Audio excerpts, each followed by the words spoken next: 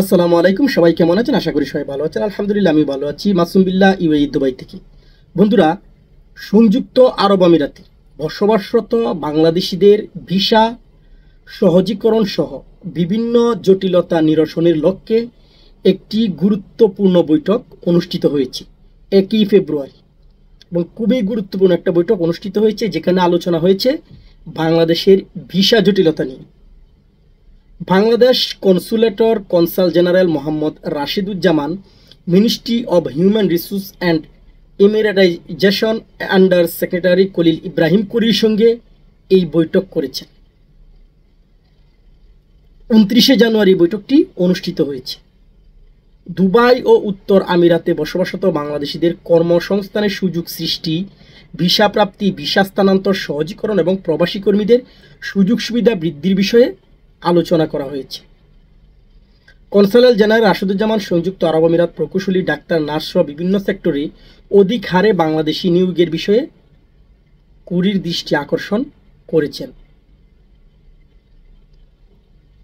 তার মানে এই যে আলোচনাটা হয়েছে আরব আমিরাতে, সেটাও খুবই গুরুত্বপূর্ণ। এবং এখানে বলা হয়েছে বাংলাদেশিদের যে ভিসা বর্তমান ট্রান্সফার হয় না, এক জায়গা থেকে আরেক জায়গায় নর্মালি যে ট্রান্সফারগুলো আছে সেগুলো হইতেছে না, সেগুলো যাতে সহজ করে দেওয়া হয়, মানে কুলেই দেওয়া হয়। তারপর নতুন ভিসা, নতুন করে কর্মসংস্থান, মানে নতুন করে যাতে বাংলাদেশ থেকে কর্মী নিয়ে আসে, সেই ব্যবস্থাটা যাতে আরব আমিরাত সরকার সেটা সহজীকরণ করে দেয়। এখন কথা হলো, এই যে আলোচনাটা হয়েছে, এই আলোচনাটা কিন্তু গত মাসেও একটা আলোচনা হয়েছিল, আবার হয়েছে।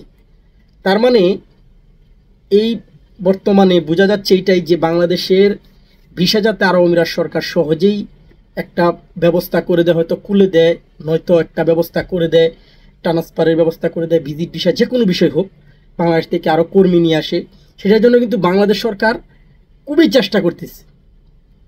এখন কথা হলো যে গত মাসেও কিন্তু আপনারা জানেন যে আরব আমিরাতের যে রাষ্ট্রদূত আছে বাংলাদেশে নিযুক্ত, তিনি বলেছিলেন যে ফেব্রুয়ারির লাস্টে অথবা ফেব্রুয়ারির প্রথম দিয়ে একটা ব্যবস্থা করা হবে, বিশেষ করে ভিজিট ভিসা।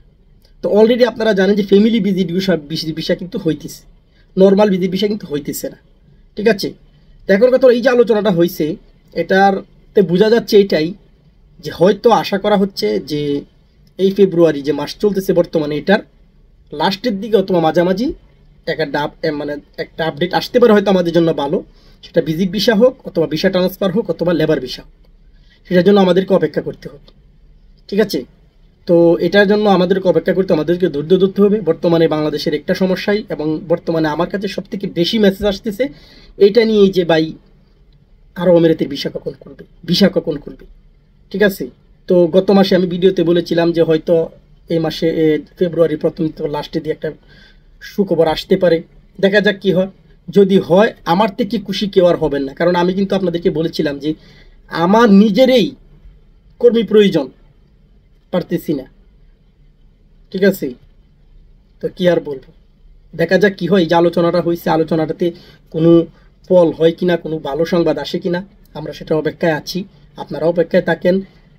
যদি খুলে দেয়, আমার সাথে থাকুন, আমার চ্যানেলটির সাথে থাকুন, ইউটিউব, ফেসবুক, টিকটকের সাথে থাকুন। সাথে সাথে আপনাদেরকে আপডেট আমি দিয়ে দেবো, সাথে সাথে। ভালো থাকুন, সুস্থ থাকুন, আল্লাহ হাফেজ।